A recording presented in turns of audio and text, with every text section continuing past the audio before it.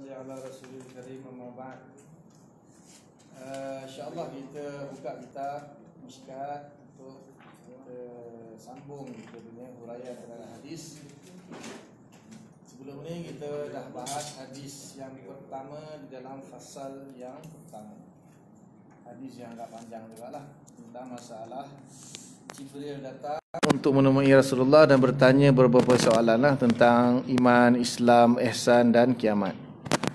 Maka dijawablah oleh Nabi akan rukun-rukun Islam, rukun iman dan sebagainya. Dan hadis ini dibahas oleh ulama sehingga menjadikan sebuah kitab. Ada ulama mensyarahkan hadis ini jadi sebuah kitab. Sebab dia hadis ini dah seolah-olah macam itulah agama kita. Sebab akhir sekali kan Nabi kata wa Jibril atakum yu'allimukum dinakum. Jibril yang datang tu adalah Jibril dalam bentuk manusia lah. Dia mengajar kamu agama kamu. Jadi seolah kesimpulan agama kita ni terletak pada hadis ni. Seolah-olah lah. Lepas tu ada rukun imannya, ada rukun Islamnya, ada rukun ihsannya, ada kiamatnya.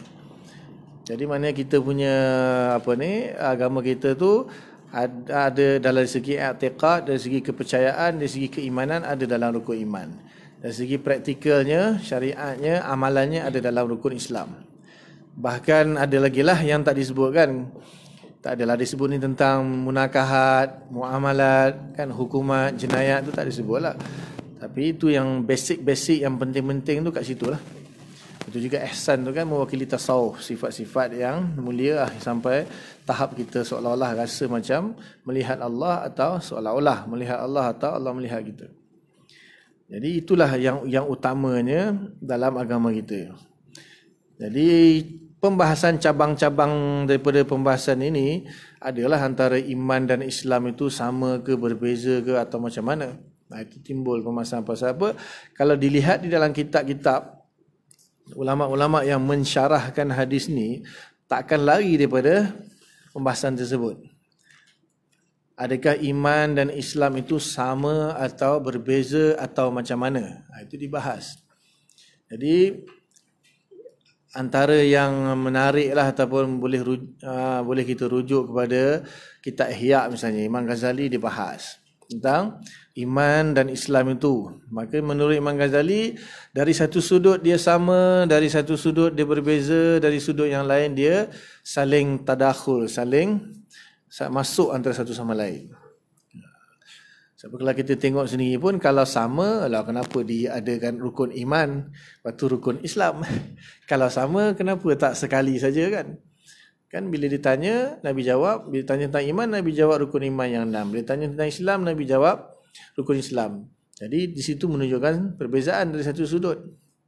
Habis itu kalau berbeza, maknanya orang Islam dengan orang mukmin tak sama. Dia kat situ nanti akan ada persoalan pula timbul. Maksudnya kalau kita kan orang yang Islam itu dah tentulah dia beriman, dan sebaliknya orang yang beriman dan tentulah dia Islam. Walaupun sebahagian ulama mengatakan bahawa setiap orang yang beriman itu kita boleh dianggap di Islam, tapi tak semua orang Islam kita boleh anggap dia beriman. Sebab apa? Dilihat dari dua sudut. Sebab iman ini benda yang gaib. Iman ini benda yang gaib, benda yang tak nampak. Tasdik bil qalbi, maknanya dia membenarkan dalam hati. Tak ada siapa pun boleh nampak orang dalam hati dia itu macam mana. Maka kita hanya boleh hukum dia melalui zahir dia. Tapi kan kita tengok rukun Islam itulah yang menunjukkan zahir dia. Bersyahadah kan zahir, kita dengar dia syahadah. Dia solat, dia puasa, dia zakat, dia haji. Kita hukumlah dia Islam. Jadi sebab tu kalau setiap orang yang beriman dalam hati dia, maka kita katakan dia Islam. Tapi setiap orang yang Islam, maksudnya setiap orang yang syahadah, solat, puasa, zakat, haji, tak semestinya dia beriman. Sebab apa? Terbukti orang munafik wujud di zaman Nabi. Orang munafik wujud di zaman Nabi. Dia syahadah, dia puasa, dia semayang sah pertama lagi. Tapi hati dia tak beriman. Daripada situ orang sebagian ulama mengatakan semua yang beriman pasti Islam, dan semua Islam belum tentu beriman. Tapi sepatutnya semua orang yang beriman itu Islam, dan semua orang Islam itu beriman sepatutnya. Dia ada kan, kalau dalam mantik baca bil quwwah bil fa'al, maknanya Dari segi kita nak katakan secara teorinya lah, secara teorinya dah tentulah orang Islam tu beriman, orang iman tu Islam. Tapi secara praktikalnya berlaku orang yang dia seolah-olah Islam kan, syahadah, puasa, sembahyang, puasa, zakat, tapi rupanya dalam hati tak beriman. Praktikalnya berlaku, bil fa'alnya terjadi. Sebab tu wujudnya orang munafik zaman Nabi, dia syahadah, dia puasa, dia sembahyang, tapi dia tak beriman pun. Di situlah keluarnya kesimpulan semua orang beriman mesti Islam, semua orang Islam tak beriman. Sebab apa? Ada sahabat-sahabat Nabi yang dia tak sembahyang, tak puasa, dah meninggal lah. Kerana belum ada lagi kewajipan sembahyang masa tu kan, di Mekah kan, keluarga Sumayyah yang sebagainya dibunuh. Tak dan sembahyang, tak dan puasa, tak ada, Nabi tak kata apa, dia bukan Islam. Di situ dia syahadah lah kot. Lepas tu isu pula nantinya kalau misalnya dia tak syahadah tu, kita macam mana, masih lagi kita kena beriman atau tidak? Itu kan detail, saya dah bahas belum tu? Tak kan? Dia bisu atau dia tak dituntut syahadah, atau dia kalau takut dia syahadah nanti dia dibunuh. Itu kan pembahasan. Jadi rasanya selesai lah kot hadis ni. Selesai. Kalau selesai kita pergi hadis yang kedua lah. Kiamat. Tak ada bahas lagi. Soalan yang keempat tu kan, bila Jibril tanya kepada Nabi, akhbirni anis sa'ah, kan? Fa akhbirni anis sa'ah qala mal mas'ulu anha bi'alama minas sa'il. Jibril bertanya kepada Nabi, khabarkan kepada aku tentang sa'ah. Jadi as-sa'ah ni merujuk kepada bahasa as-sa'ah, satu jam atau satu saat lah. Jadi zaman Nabi tak ada jam lagi Jadi as-sa'ah tu kan, kalau kita kita tengok dalam kamus, as-sa'ah tu bermakna jam. Jam tu dipanggil as-sa'ah. Ataupun as-sa'ah tu satu saat. Orang Malaysia ambil satu saat tu daripada bahasa Arab lah, sa'ah. Maknanya satu saat tu kan, satu saat adalah 1/60 daripada pecahan minit. 1 minit ada 60 saat. Jadi satu saat maknanya 1/60 minit. Dan 1 minit pula daripada 1 jam kan. Pecahan 1/60 daripada 1 jam. Itu manusia lah yang buat create benda tu. Jadi adakah sa'ah itu maksud dia apa? Apa kaitannya dengan kiamat? Dari segi istilahnya. Jadi ulama kata maksud as-sa'ah tu maknanya ada suatu masa lah. Satu masa nanti akan terjadi satu peristiwa yang dahsyat. Maka dinamakan sa'ah. Sebab nama hari kiamat ini banyak nama, berpuluh-puluh nama. Imam Ghazali dalam Ihya dia kumpulkan semua nama-nama yang dinisbahkan kepada hari kiamat. Ada yang sebut hari akhirat, ada yang sebut hari kiamat, hari hisab, hari pembalasan, hari yaumul jaza, macam yaumul waqi'ah, yaumul taghabun, Quran sendiri. Jadi itulah nanti seperti mana dalam mantik nama juz'i kulli apa semua tu, itu kat situlah pembahasan dia. Jadi as-sa'ah ni kembali kepada akan ada satu saat nanti, satu kejadian yang sangat besar lah, iaitu hancurnya alam semesta ni. Maka dipanggil sa'ah. Pada satu saat nanti akan hancurnya alam semesta ni, kecuali illa masya Allah, kalau beberapa makhluk yang Allah Ta'ala memang berkehendak untuk tidak musnahkan dia, seperti arash, kursi, syurga, neraka, bidadari, roh, tulang ajbuz zanab. Itu tak antara yang makhluk yang tak akan binasa ketika berlakunya sa'ah tu, saat itu nanti. Tapi 7 petala langit, 7 petala bumi, planet-planet, bintang tu semuanya akan musnah. Jadi bila Jibril tanya fa'akhbi anis sa'ah, jadi seolah-olah Jibril tanya bila berlaku saat itu. Waktu soalan dia tentang, bila Nabi pun jawab mal mas'ulun anha bi'alama minas sa'il, maksudnya tidaklah yang ditanya itu lebih mengetahui daripada yang bertanya. Lepas tu baru dia tanya pula fa'akhbirni an amaratiha, khabarkan kepada aku tentang tanda-tanda akan berlakunya hari kiamat. Maka Nabi pun jawablah di situ kan, antalidal ummatu rabbataha, seorang amat di sini, amat bermaksud hamba perempuan, akan melahirkan tuannya. Seorang hamba perempuan akan melahirkan tuannya. Kemudian antaral hufata, kamu akan melihat hufata, orang yang berkaki ayam, al-urata, orang yang telanjang tanpa pakaian, al-alata, yang miskin, ri'a asya'i, mengembala kambing, yatatawaluna fil bunyan, berlumba-lumba di dalam membina bangunan-bangunan yang tinggi. Qala summan talaqa, kemudian Sayyidina Umar mengatakan, dia perawi hadis ni Sayyidina Umar. Summan talaqa, kemudian orang tadi pergilah. Jibril dalam bentuk pemuda tadi, dia pun pergi. Falabistu malian, maka aku pun duduklah. Malian ni kata ulama beberapa hari. Beberapa harilah, 2-3 hari. Maksudnya setelah beberapa hari, summa qala li, kemudian Nabi berkata kepadaku, ya Umar, atadri man sa'il, wahai Umar, tahu tak siapa yang datang tanya hari itu?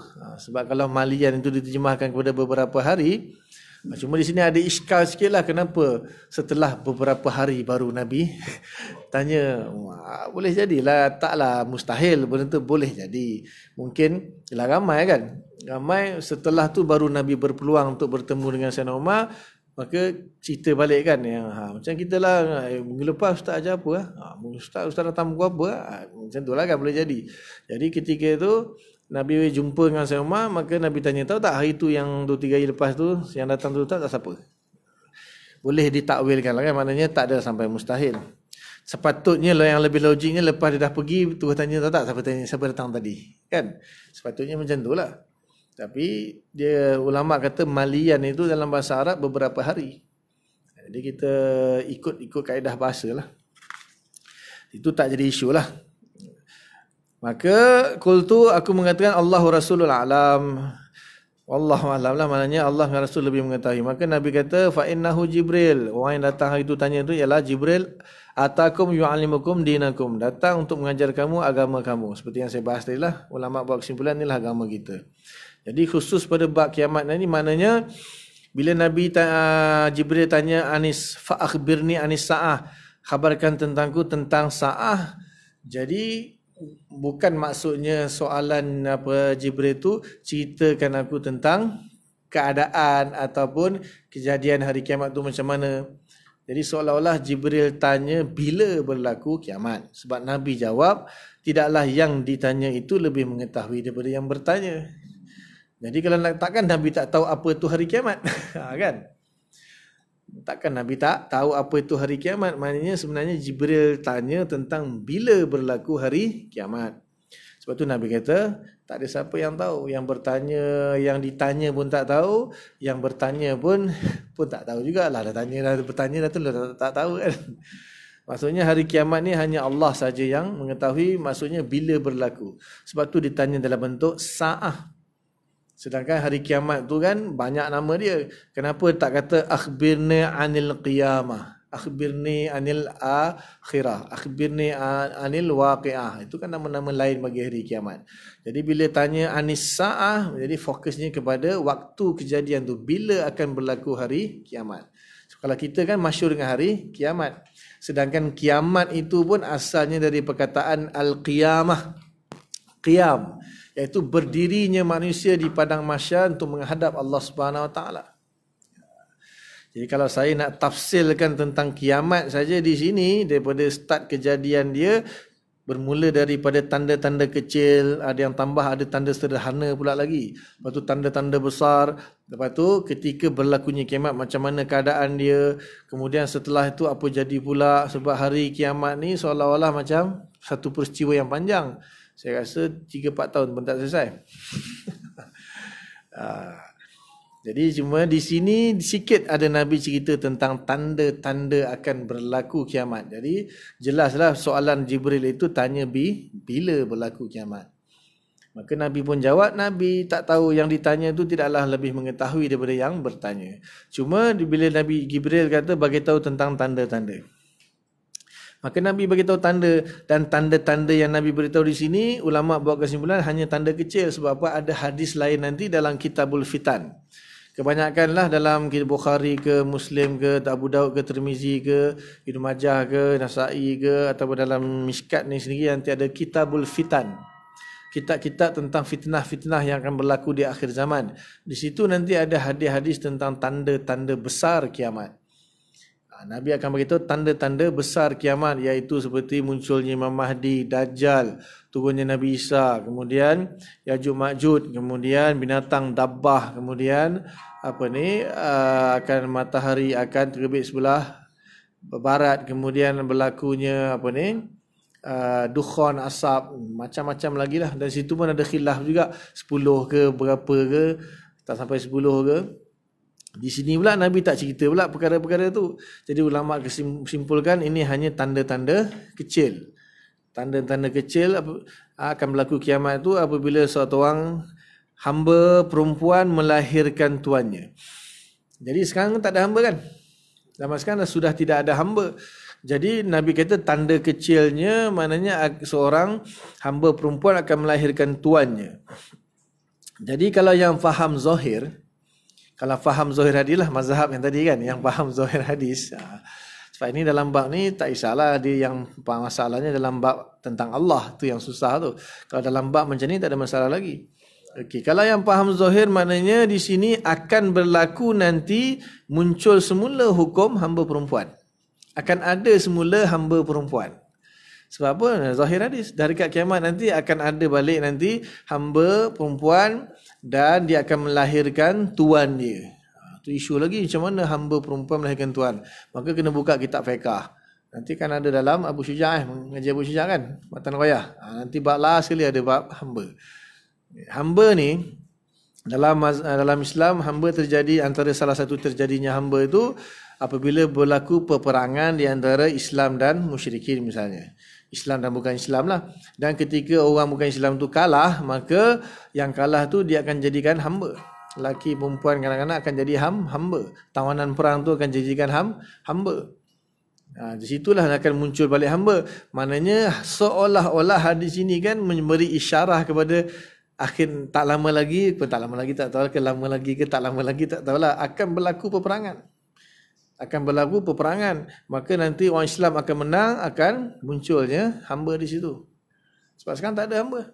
Macam mana boleh muncul hamba tiba-tiba jadi hamba? Tak ada. Dia tak ada siapa nak jadi hamba? Aisyah borang. Dia hamba ni akan jadi bila berlaku peperangan je. Bila Islam menang, menaluki orang kafir tersebut, negara ni, maka seluruhnya akan jadi hamba. Jadi bila jadi hamba, di situlah akan bila muncul hamba, barulah hamba tu boleh melahirkan tuan dia. Maksud dia hamba melahirkan tuan dia nanti ada dia punya syarat-syarat dia dalam fiqh. Contohnya orang yang merdeka apabila dia memiliki hamba, dan hamba itu hamba yang bujang lah, maksudnya bukan hamba isteri orang atau hamba beristeri kepada hamba yang lain, maka dia boleh jima' dengan hamba dia. Dan dengan syarat di Islam lah, hamba yang tu dah masuk Islam. Kalau hamba tu belum masuk Islam, tak boleh jima'. Jadi hamba tu dah masuk Islam, dia ni perempuan single, maka tuan dia jima' dengan hamba. Maka hamba tu akan jadi ummul walad. Dipanggil istilah dia ummul walad. Dan anak yang lahir adalah merdeka. Anak yang lahir merdeka. Sebab apa? Dia punya tuan dia kan, yang dia kan nisbahnya kepada bapa. Bapa dia kan tuan merdeka. Jadi dia lahirkan saja. Maka hamba akan melahirkan tuannya. Jadi anak dia itu adalah anak kepada tuan dia. Dan bila tuan dia, anak dia dah besar, dah tentu anak dia akan jadi tuan pula. Sama ada dia punya meninggal ke tuan dia, akhirnya si anak tadi akan jadi tuan kepada. Itu zahir. Itu zahir hadis punya pemahaman. Banyak isyarat tu di situ, maknanya akan berlaku perang kan, antara contoh je kan. Ni rakaman bahaya sikit contoh ni. Perang kan Malaysia bergaduh dengan China, perang akhirnya menang. Tapi masalahnya itu perlukan khalifah untuk isytiharkan jihad. Dia perlukan khalifah untuk isytiharkan jihad. Dia kalau tak ada khalifah yang mengisytiharkan jihad, dia tak akan sah peperangan tu nanti. Mana tak akan jadi hamba pun. Paling pun jadi apa tak tahulah. Itu mazhab orang yang menerima sebagai lafaz lah. Kalau ikut lafaz lah. Kalaulah dari segi makna yang lain di sini kata kata sebagian ulama, anak-anak sekarang ni bersikap kurang hajar dengan mak ayah dia. Jadi mak ayah seolah-olah menjadi hamba kepada anak-anak. Kalau ini dah berlaku. Kalau ini sudah pun berlaku secara makna. Bermaksud maknanya hari ini kita melahirkan tuan kita, mana anak-anak kita besok seolah menjadikan kita hamba. Anak-anak akan memperlakukan mak ayah dia macam hamba. Itu maksud yang menerima makna sebalik dari segi makna. Yang berterjemah makna tu ulama dulu ke ulama sekarang? Dua-dua. Dua-dua ada. Selalunya syarah hadis ni biasanya ulama dulu lebih advance pada kita. Sebab apa? Bila hadis Nabi tu kan yang mengumpulkan hadis-hadis Nabi kan ulama-ulama dulu. Dah tentu dia orang dulu yang akan mensyarahkan daripada kita. Dia selalunya memang siapa, dari segi sejarahnya orang dulu lebih alim daripada orang sekarang. Dari sudut kepahaman. Cuma orang sekarang lebih banyak maklumat daripada orang dulu. Itu je. Itu logiknya lah. Logiknya orang sekarang lebih banyak maklumat daripada orang dulu. Sebab apa? Dia hidup di zaman yang mana sebelum dia dah ribuan ulama. Jadi dia semua ilmu ulama tu dia kumpul-kumpul. Dia banyak maklumat lah. Kalau orang dulu, maknanya kan ketika zaman misalnya zaman Imam Ghazali. Maknanya kan sebelum tu hanya baru 300-400 tahun je. Sekarang ni kan dah 1000 tahun lebih. Dan tentu maklumat 1000 tahun lebih banyak daripada maklumat 300-400 tahun. Tetapi dari segi pemahaman, ulama dulu lah. Pasal dia semakin dekat dengan zaman Nabi. Dan dia dulu yang akan cuba memahami makna tu. Dia akan keluarkan dulu. Makna kita sekarang ni kalau boleh cubalah. Maknanya kalau kita cuba-cubakan, mungkin makna dia begini. Kita pun keluar. Lebih cek-cek tengok, dah ada dah ulama dulu tafsirkan makna tu. Makna dia akan jadi sama. Kita kena kelak, ini pendapat aku ni. Kebetulan je pendapat ulama tu dulu kata macam tu. Aku pendapat sendiri aku fikir. Orang kata, ya sudahlah. Ini juga makna hamba melahirkan tu ada zaman Khalifah dulu Abbasiyah tu. Sebab masalahnya sekarang ni tanda-tanda kiamat.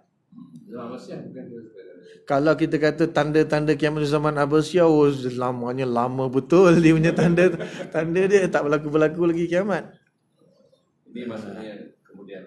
Maknanya dekat-dekat nak kiamat lah berlaku tanda-tanda kecil. Ada tak zaman Abbasiyah tu memang dah berlaku?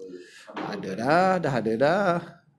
Dah berlaku dah. Kalau segi makna macamnya orang yang menjadikan mak ayah dia sebagai hamba kan. Itu dah berlaku dah zaman dulu. Tapi maksudnya ni dah seolah-olah umum dah.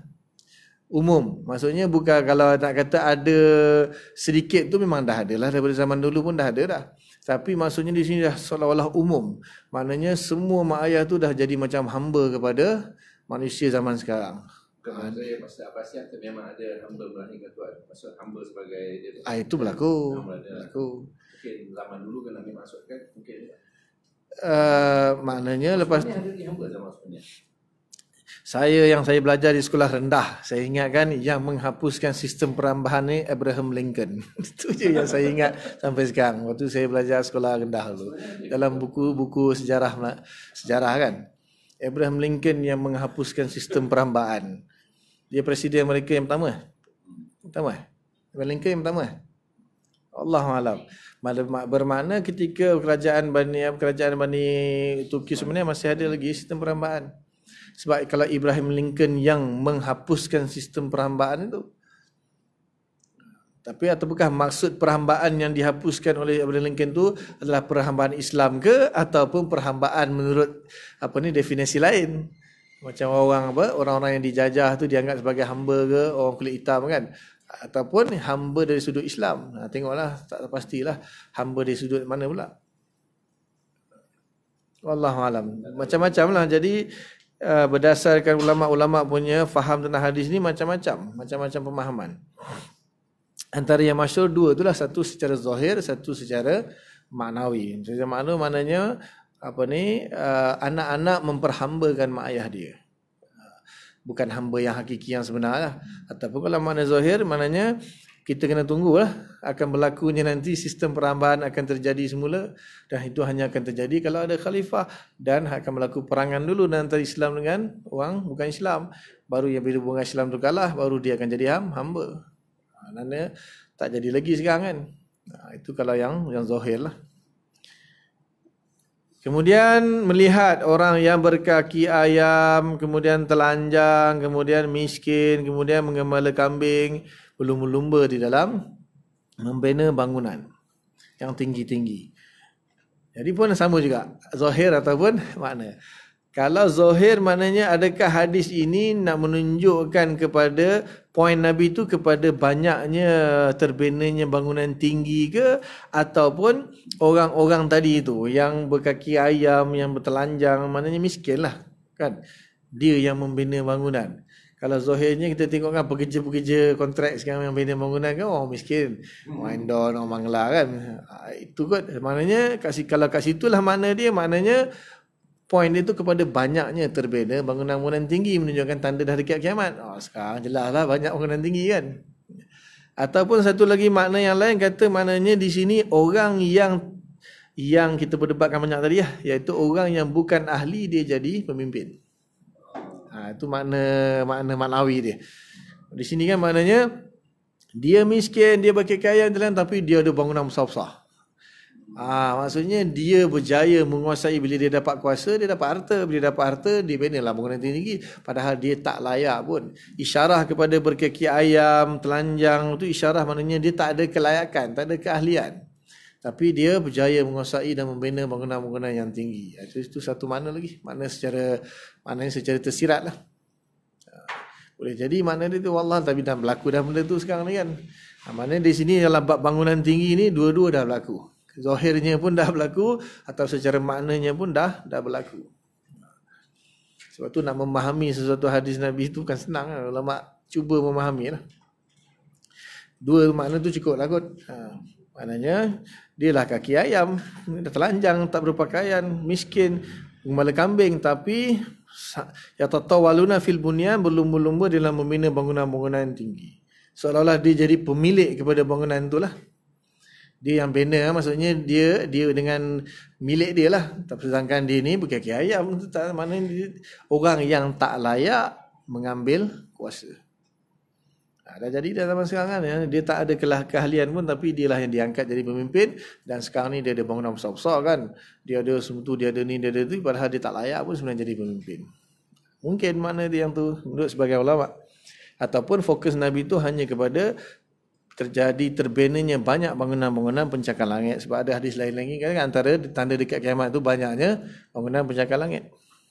Dan yang membinanya itulah buruh-buruh yang miskin, yang tak berpakaian, yang hampir-hampir, maksud bukanlah telanjang langsung tak ada pakai, maknanya orang miskin lah. Nak rujuk kepada orang miskin tu dipergunakan untuk membina bangunan-bangunan.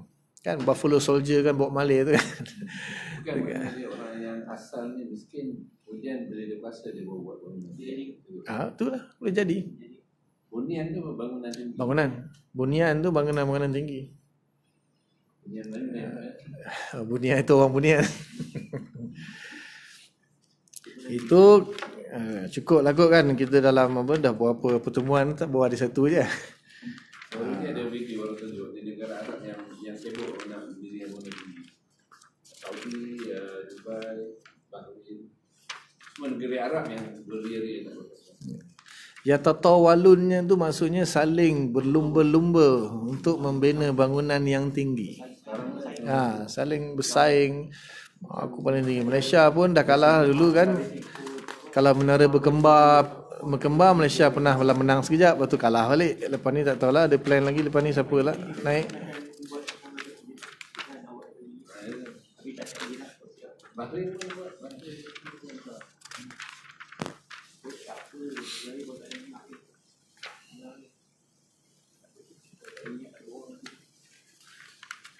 Ada ulama buat satu tahawulat Abu Bakar Al-Adani, ulama Yaman. Dia daripada hadis yang pertama ni lah, maknanya dia, kalau kita tengok secara umum hadis ni, maknanya yang fokusnya hanya kepada 3 perkara utama tu, iaitu tentang iman, Islam dan ihsan. Munculnya bidang ilmu akidah ataupun tauhid atau teologi atau usuluddin lah, membahaskan rukun iman. Kemudian bidang ilmu fiqah atau syariat yang membahaskan tentang rukun Islam, solat, puasa, zakat, haji. Kemudian ihsan itu bidang ilmu tasawuf ataupun akhlak ataupun tazkiyatun nafs dan sebagainya lah. Dan ada ulama seorang ni, dia buat satu lagi ilmu khusus tentang pembahasan kiamat. Dia panggil fiqhul tahawulat. Fiqhul tahawulat, iaitu fokus pembahasan tentang tanda-tanda kiamat, daripada tanda kecilnya, besarnya ataupun yang tambah sederhana lagi tengah-tengah tu, sampailah berlakunya kiamat dan peristiwa-peristiwa kiamat lah. Itu yang masyhur setakat yang saya tahulah, Abu Bakar Al-Adani, ulama Yaman. Dia ada kitab dia tu, Fiqhul Tahawulat, dibahas. Saya baca satu buku, dia kata dia berdasarkan satu hadis lah. Nabi kita daripada suku tu Nabi Muhammad Bani Israel. Jadi yang bila dia kira-kira dulu, umat Nabi Muhammad akan lebih 1,500 tahun. Kalau 1400 lebih kan. Saya tak tahu macam mana justifikasi dia. Janganlah, lambat lagi lah. 1400. Janganlah cepat-cepat. 1400. Ada hadis Nabi mengatakan bahawa perumpamaan umur-umur umat ni kan, Bani Israel, iaitu yang dianugerahkan kitab Taurat, kemudian Nasrani yang dianugerahkan kitab Injil, dan umat Islam yang dianugerahkan Al-Quran. Jadi Nabi ibaratkan subuh sampai ke zuhur kan panjang, kan? Itu Bani Israel tu memang beribu tahun. Bani Israel memang beribu Nabi dihantar untuk Bani Israel. Kemudian daripada zuhur ke asar Nasrani, maknanya Nabi Isa. Dan kita ni daripada asar ke maghrib. Jadi tempoh kita sekejap. Sebab tu Imam Abu Hanifah kata waktu asar tu lambat pukul 5.30. Pasal apa? Kalau asar cepat, jadi kita pun lama juga, panjang juga. Lebih kurang sama je macam Nasrani. Sebab tu Imam Abu Hanifah kata sebenarnya kita waktu asar tu dia ambil dalil hadis tu. Sebab tu mazhab Hanafi sembahyang asar lambat. Dia kata asar masuk pukul 5.30 lebih kurang lah. Sebab kalau tak nanti tak ada bezanya antara zuhur hingga asar maghrib lebih kurang sama je. Dia punya masa tak bertambah sekejap kan. Asar maghrib 3 sejam. Itulah sebab tu dia berdalilkan hadis ni lah. Tapi Imam Syafi'i kata hadis itu sebenarnya tak ada kaitan pun dengan waktu solat. Cuma Nabi nak mengkiaskannya. Adalah wajah dia. Cuma ada hadis lain yang lebih jelas lagi. Nabi kata asar itu masuk ketika bayang-bayang menjadi sama panjang dengan objek. Jadi ketika diukur kan ketika bayang-bayang sama panjang dengan objek. Maksudnya matahari kan dah ke barat kan, dia condong ke barat. Kita letak satu objek mana bayang-bayang dia tu jadi sama panjang. Kalau diukur bayang-bayang dengan objek sama panjang, ketika itu sudah masuk waktu asar. Itu dalil lebih jelas. Dan kenapa tolak dalil yang ni, ambil dalil umur umat? Tapi logiknya adalah, ada wajah dia, ada logik dia. Jadi maknanya di situlah dia buat perbandingan, maknanya bila akan berlaku kiamat, maknanya ukur zaman Nasrani berapa ratus tahun, ukur zaman kita. Tapi kalau nak ikutkan daripada Nabi Isa diutuskan sampailah zaman Nabi Muhammad diutuskan, hanya 600 tahun je. 600 tahun je. Kalaulah diandaikan bermulanya period yang kedua tu kan Nasrani memang bermula daripada Nabi Isa. Kenapa dah 600 tahun dah. Kita dah 1004 dah, maknanya kita lagi panjang pula dah daripada Nasrani. Jadi ada orang kritik juga tu kita kalau itu pendapat Imam Syafi'i kan. Kalau kita dah dia masih berpegang pendapat 1400 tahun. Hadis tu pun tak kuat sangat, tak sahih sangat pun. Hadis tu hanya hadis dhaif lah. Maknanya dia tak kuat. Sebab kalau betul hadis tu, dah tentu kiamat dah lah. Kan sebab Nasrani punya period dah selesai dah 600 tahun dah. Nasrani tak lama, 600 tahun je. Nabi Isa lahir sampai Nabi Muhammad lahir kan 600 lebih. Tolak lagi dia umur dia berapa dia, dan itu pun khilaf tu, umur dia berapa dia diangkat ke langit. Yang kata 33 tu tak sahih sangat. Sebab apa? Kata ulama yang kebanyakan dan hampir semua ulama sepakat Nabi jadi Nabi ketika umur 40. Kebanyakan Nabi bahkan hampir semua dilantik menjadi Rasul ketika umur 40. Jadi macam mana boleh umur 33 dah naik ke langit? Jadi dia jadi keliru kat mana? Sebenarnya setelah 33 tahun menjadi Rasul baru diangkat ke langit. Maknanya umur dia 70 lebih baru dia diangkat ke langit. Itu sebahagian pendapat. Sebahagian pendapat. Sebab apa? Tak ada Nabi yang dilantik 40 kan umur matang. Jadi Nabi sepatutnya mestilah mencapai tahap kematangan yang sempurna. Macam mana nak jadi Nabi kalau tak matang? Tapi ada yang kalau 33 dah diangkat ke langit, dah tentu dia sebelum tu lagi dia akan jadi, mungkin umur 20 kot nanti jadi Nabi ya. Itu kan macam ada iskal di situ. Lepas tu ada kata ketika dalam buayan lagi dengan inni Nabi kan. Sesungguhnya aku adalah Nabi, inni Abdullah. Aku adalah hamba Allah dan aku diberikan kitab. Jadi maknanya Nabi Isa sudah pun menjadi Nabi ketika bayi. Itulah kita masuk akal. Ulama kata dia hanya menceritakan aku ni bakal akan dijadikan sebagai Nabi. Tak mungkin Nabi budak kecil tak balik lagi. Bau dalam buayan. Jadi walaupun ayat Quran tu mengatakan sesungguhnya aku alhamdulillah aku akan diberikan kenabian, maknanya maksudnya aku nanti akan dilantik menjadi nabi, dan kebiasaannya semuanya 40. Jadi ketika yang kata umur 33 naik diangkat ke langit tu maksudnya 33 tahun setelah dia jadi nabi baru diangkat ke langit. Jadilah umur diangkat ke langit 70 lebih. Sekarang ni 2019 kan. Tolaklah kalau betul lah yang tu perkiraan tu maknanya 20 tolak 73 berapa?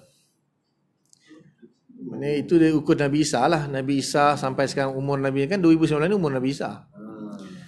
Tapi Nabi Muhammad, Nabi kita Muhammad SAW lahir ketika tahun apa? Sampai ingat 670 lebih ke 50 lebih. Masihi kan Nabi Muhammad dilahirkan. Lebih kurang 600, saya ingat 600 lebih, 65 lebih ke 67 lebih saya tak ingat. Jadi maknanya umur Nasrani hanya 600 tahun.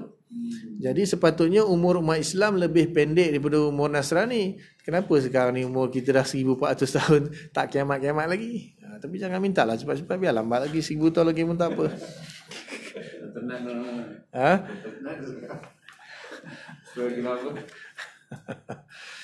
Tak ada masalahnya, dah sedia ke tu je. Kita dah bersedia menghadapi kiamat ke belum? Kan? Sebab apa? Sebelum berlaku kiamat itu mesti berlaku tanda-tanda kiamat yang besar tu. Jadi kita sanggup ke menghadapi suasana-suasana ketika bermulanya dengan katanya ulama bermulanya kemunculan Imam Mahdi dulu. Lepas tu Dajjal. Jadi ketika itu Nabi kan dah pesan tu, maknanya Nabi dah pesan kalau boleh, kalau Dajjal tu muncul kamu lari ke hutan-hutan, ke gunung-gunung. Kalau boleh bergantung hidup dengan hanya menggigit akar-akar kayu, maksudnya nak beritahu kata dalam keadaan susah payah terpaksa makan akar kayu je untuk bergantung hidup, daun-daun kayu saja, lakukanlah Nabi kata. Maksudnya jangan nak tunjuk hero. Jangan nak tunjuk hero nak lawan Dajjal. Kecuali Nabi kata kalau ada satu umat, satu kelompok yang dipimpin oleh seorang pemimpin yang adil, kamu ikut. Walaupun terpaksa merangkak di salji. Maknanya isyarah kepada kalau Imam Mahdi dah muncul, kita wajib baiat dengan dia, ikut dia. Kalau nak selamat. Jadi nanti panjanglah kalau cerita dia, nak tahulah sampai kalau Mishkat ni sampai bab dia tu sampai ke mana, tak tahu berapa puluh tahun lagi. Allahualam. Dia ada, kalau nak pembahasan tentang kiamat itu memang ada dalam kitab-kitab Bukhari, Muslim, Abu Daud, Tirmizi, semua kita ada tajuk dia Kitabul Fitan. Sebenarnya bukan baki Zuhur Asar tu saya baca di Imam Hajar itu 2000 tahun antara Yahudi dan Nasrani 2000 tahun. Lebih sedikit dikurangkan 4 tahun, jadi 1400, ditolakkan 2000 dengan 6000, bukan waktu itu. Jadi dia kata 1400 tahun lebih sedikit. Maksudnya bukan maksud dia kata waktu tu ada dia punya kekurangan. Saya pun zaman mulai cakap tu macam bila buku tebal saya baca. Sebenarnya bukan maksudnya asal dan maghrib tu, dia satu tolak tu. Sebab dia macam orang bayar upah cara panjang hadis tu lah. Jadi Imam Suyuti bukan maksud dari sebab waktu tu, dia tolakkan waktu Nasrani tu dengan Yahudi. So 2000 tolak 600. Satu dia kata lebih 1400. Tapi dia takkan lebih 1400. Itu yang Imam Suyuti cakap, bukan waktu tu sebenarnya. Saya dah baca dah tu. Saya kalau 2000 tolak 600, 1400 dah dekat lah ni. Janganlah. Saya dah baca buku tu. Bila pernah ingat tu, saya baca balik. Bukan maksud waktu tu, tolak. Waktu Yahudi tolak, waktu Nasrani itu waktu Muhammad. Jadi 2000. Ya dah sampai dah. Dah 1400 dah. Dia pun tak sampai 600 tahun pun. Maknanya 600 lah. 600 lah kita kata ambil 600 kan. Genap kan. 500 lebih. Imam Suyuti kata maksimum ni kata 1500. Maksimum 1500. Sekarang kita 144, 160 tahun lagi. Sebab siapa yang belum kahwin cepat apa semua. Tidak apa ni kiamat dah. Dia rasa betul. Dia satu lagi pendapat, kita cerita kiamat je lah. Nak masuk hadis kedua ni pun sama je tentang kiamat juga ni. Tapi sekarang ada setengah pendapat. Saya tengok kawan saya pun yang jenis tak apa-apa mengaji kan dia. Dia mentakwilkan kisah, dia kata Imam Mahdi sebenarnya bukan wujud, dia ada persepsi dia. bahawa Imam Mahdi ni, Nabi Isa ni ada satu makna, maksud dia satu majaz. Konsep lah. Konsep. Jadi dia kira, dia ada perkiraan lah daripada zaman dulu dia kata. Jadi dia gunakan, dia takwilkan Imam Mahdi dan juga Dajjal ni. Sebagai situ majaz. Satu perkara perlu diingat, siapa mengingkarinya kufur, itu fatwa Wahabi. Bin Bas dengan fatwa dia tu, siapa mengingkari turunnya Nabi Isa pada akhir zaman tu kufur terus. Dia memang betul orang dia. Dan Al-Quran jelas benda tu beritahu. Zaid Kausari pun, Imam Zaid Kausari, ulama zaman Turki Osmaniyah yang terakhir lah, dia pun keluar fatwa sama dia, siapa mengingkari kufur. Dia memang Imam Mahdi itu bukan namanya Imam Mahdi. Imam Al-Mahdi itu gelaran imam yang memberi petunjuk.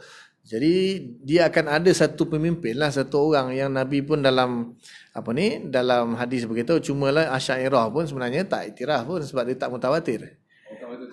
Hadis tentang tu tak mutawatir, walaupun setengah ulama kata mutawatir, dia khilaf kat situ mutawatir atau tidak hadis disebut. Maksudnya begini, bukanlah kalau ingkar kufur Imam Mahdi. Kerana Nabi Isa tu dia khilaf juga, tapi sebagian kata siapa ingkar Nabi Isa turun akhir zaman kufur. Imam Mahdi pun khilaf, dan kata kalau dianggap hadis tu betul-betul mencapai mutawatir, khilaf kufur. Tapi sebagian lagi saya kata dia bukan mutawatir. Maknanya ingkar tak kufur tapi fasik lah. Sebab masyhur lah benda tu. Hadis Nabi kan muncul Imam Mahdi, munculnya Dajjal, apa semua. Semua ada. Semua ada. Yang paling lengkap baca Ibnu Katsir lah. Ibnu Katsir punya kitab Fitan wal Malahim. Lebih tebal daripada ni sikit. Kitabul Fitan wal Malahim, Ibnu Katsir dia kumpulkan semua ayat Quran dan hadis-hadis yang sahih dan tak sahih untuk cerita tentang Kitabul Fitan tu. Maknanya apa yang akan berlaku, tanda kecil dan tanda besar sampai berlaku kiamat. Imam Ibnu Katsir kan. Ibnu Katsir semua orang terima lah Ibnu Katsir. Wahabi pun terima. Jadi Imam Mahdi itu ada dalam Sahih Muslim, Sahih Bukhari, cuma bukan mutawatir. Tidak mutawatir dia punya periwayatan dia. Jadi makanya siapa yang mengingkari kedatangan Imam Mahdi itu tak sampai kafir. Tapi kalau kata tak kafir pun sebab ulama ahli sunnah wal jamaah sepakat, maka dia fasik lah. Sebab nak menghukumi kufur tu payah sikit. Pasal kufur ni payah sikit lah kita kan. Kita tak semudah mengkafirkan orang. Paling pun kita kata dia fasik je. Kedua dah. Soalan? Semua tangan tu dah. Cukup lah tu Ustaz. Wallahualam, setakat tu dulu. Apa yang baik daripada Allah Ta'ala, apa yang tak baik kelemahan saya lah. Minta ampun kepada Allah, minta maaf dan tuan-tuan muslimin muslimat. Mudah-mudahan Allah bagi taufik dan kita faham sampai dan tangguh dan kafarahnya. Subhanallah bihamdika, asyhadu an la ilaha illa anta, astaghfiruka wa atubu ilaik. Subhana rabbika rabbil izzati amma yasifun. Wassalamun alal mursalin walhamdulillahi rabbil alamin. Assalamualaikum warahmatullahi wabarakatuh.